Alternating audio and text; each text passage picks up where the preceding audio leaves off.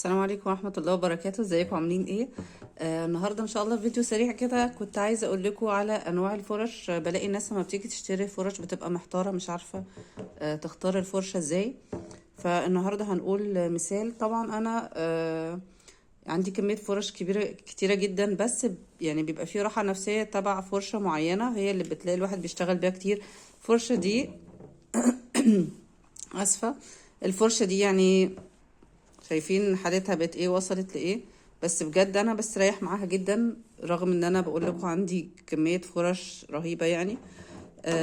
لما نيجي بقى نشتري فرشة نحاول نخلي، شايفين الفرش النوع ده اللي هو الحرف بتاعها بيبقى مدبب بالشكل ده. لو انتوا بتعملوا حاجة فيها محتاجين تحددوا، محتاجين خطوط رفيعة، وبرضه هتدي خطوط كبيرة. يعني احنا عايزين نعمل خط تخين هنعمل، عايزين خط رفيع بنعمل. ده بيبقى على حسب ضغطة ايدك على الفرشة. لو انا ضغطت جامد كده هطلع خط تخين، كل ما اسحب بالراحة كده وامشي بحرف الفرشة بطلع الخط الرفيع اللي احنا عايزينه. فدي انواع، يعني في فرش تاني هوريكم كده. في مثلا دي عشان نعمل الخطوط المستقيمة والتحديدات. الفرش دي فيبر كاسل طبعا معروفة. طبعا دي كانت فرش فرنساوي، كانت نوعها حلو جدا.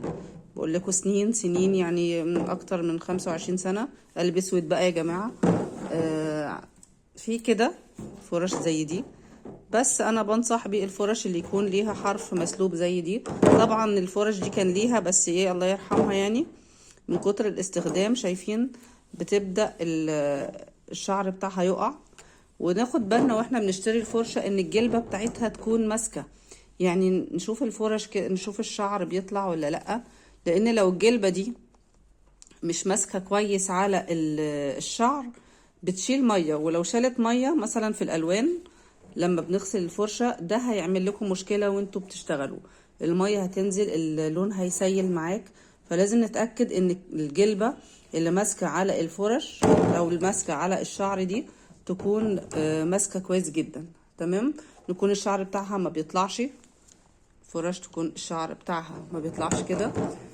في طبعا الفرش برضو شايفين دي برضو من الفرش الجميلة اللي معايا.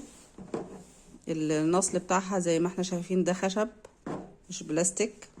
الجلبة بتاعتها ممتازة، ماسكة برضو كويس جدا على الشعر، نوعها حلو جدا.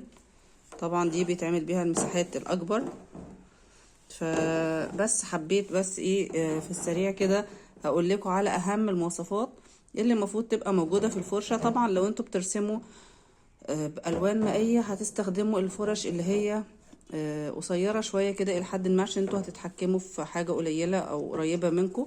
لو هتستخدموا رسم زيتي هتحتاجوا الفرش كمان اللي هي اليد بتاعتها طويلة. يا رب بالتوفيق للجميع، وبعتذر على تأخيري في ان انا انزل لكم فيديوهات. بالتوفيق للجميع.